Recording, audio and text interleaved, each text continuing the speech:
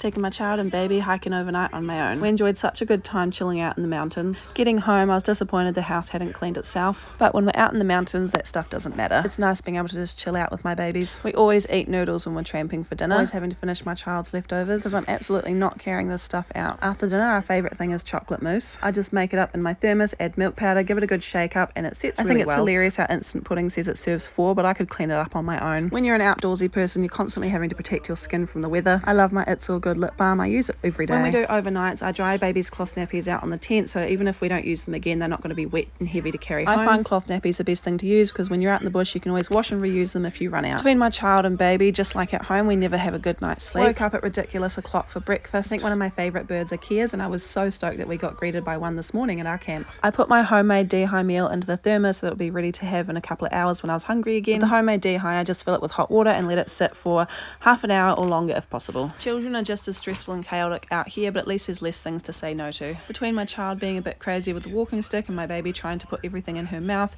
I packed up all the camp and got ready to go. I feel like tramping with kids and babies should be classed as an extreme sport. It's definitely good endurance training as you're walking at a 5-year-old's pace carrying like 20 kgs in your pack. This track had so much mud and walking out we got absolutely covered. My child got stuck a couple of times and I had to go and pull him out. My child taking photos of me across the track. We stopped for an early lunch and enjoyed a lovely view. With about 2 or 3 kilometres to go until the car park, we stopped another 5,000 times before we finally made it to the car. I've had my tramping boots for 10 or so years and I'm devastated that they're now starting to fall apart, so it looks like I'm going to have to get some new ones. I accidentally shut my backpack strap in the car in the door and it took me ages trying to get it out. It was my kitten's first night on his own and he was so excited to see us home. And my biggest pro tip before you go hiking is to meal prep so when you get home you've got food.